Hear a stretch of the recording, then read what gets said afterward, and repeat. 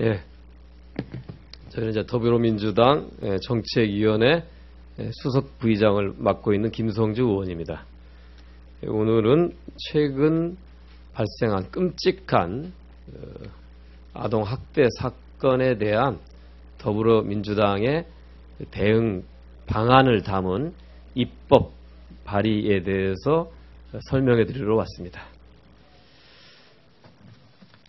입에 담기조차도 힘든 충격적인 사건이 최근 발생했습니다. 2013년 칠곡과 울주의 아동 학대 사건이 이어서 지난해 연말에 인천, 그리고 이번 사건 이르기까지 끔찍한 아동 학대 사건이 연이어 터지고 있습니다.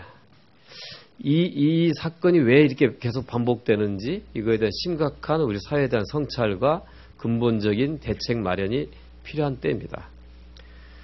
지난 2013년 칠곡 울주 사건을 계기로 아동학대 범죄 처벌 특례법이 제정 시행되었습니다. 그러나 2014년에 관련 예산이 하나도 편성되지 않았고 2015년에는 필요 예산 중 169억만 편성되었는데 올해 예산에서는 오히려 67억이 삭감된 185억만 편성됐습니다.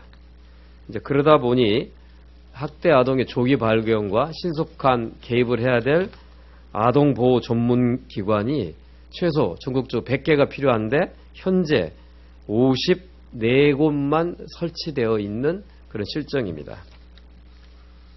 그래서 저희가 이 사건을 근본적으로 예방하고 사건 초기에 신속하게 개입하기 위해서 첫 번째, 학대 아동의 조기 발견, 두 번째, 학대 사건에 대한 신속한 개입, 세 번째, 피해 아동에 대한 충분한 치료와 보호 제공, 네 번째, 아동 학대 방지 프로그램 등 도입을 위해서 5가지 법안을 입법하고자 합니다.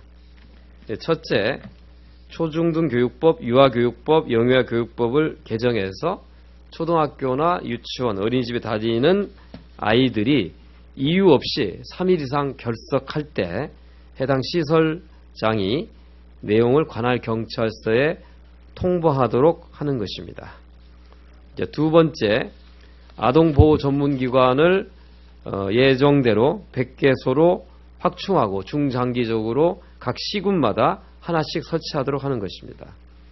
세 번째, 학대 아동에 대한 쉼터를 더 늘리고 이에 관련된 종사자와 충분한 예산을 확보하도록 할 것입니다. 또한 이 학대를 근본적으로 막기 위해서 모든 국민을 대상으로 하는 교육 프로그램들이 확대되어야 할 것입니다. 특히 아동 학대는 인권 유리 행위이자 중대한 범죄 행위라는 것을 국민들에게 제대로 알리고 교육을 강화하는 이런 노력을 기울일 것입니다. 그래서 관련 법에 상담 및 교육, 심리치료 등을 의무화하는 내용을 담고자 합니다. 이상으로 저희가 준비하고 있는 5가지 법안에 대한 간략한 설명과 취지, 목표를 말씀을 드렸습니다. 예, 이상입니다.